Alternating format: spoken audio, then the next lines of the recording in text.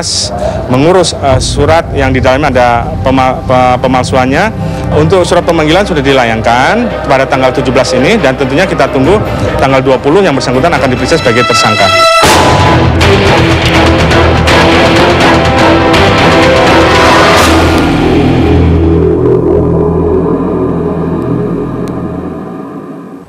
Pemirsa, Polda Sulselbar akan memeriksa Ketua KPK Abraham Samad sebagai tersangka pada 20 Februari 2015 mendatang. Samad diperiksa dalam kasus dugaan dokumen palsu. Ya, namun kuasa hukum Samad menyarankan kliennya agar tidak memenuhi panggilan pemeriksaan yang dinilai tidak jelas dan tidak sesuai aturan yang berlaku.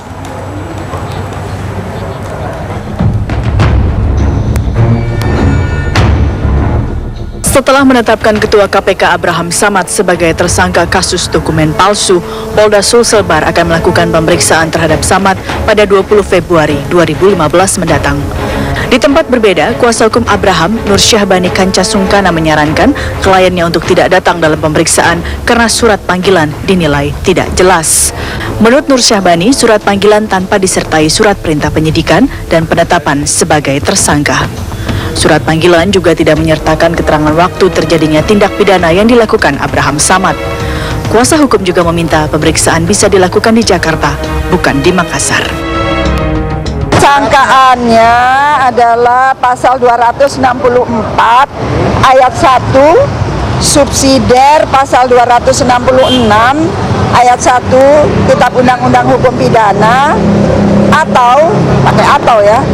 Nggak boleh ini pakai atau, jadi nggak jelas. Atau pasal 93 Undang-Undang nomor 23 2006 yang telah diperbaharui dengan Undang-Undang nomor 24 2013. Sementara dalam keterangannya pada wartawan Selasa malam, Abraham Samad menolak semua tuduhan kepada dirinya dalam kasus dugaan dokumen palsu.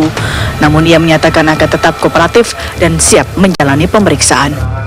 Berdasarkan itulah tadi saya sampaikan bahwa sampai detik ini saya belum mengerti apa maksud tuduhan dan persangkaan yang dialamatkan kepada saya.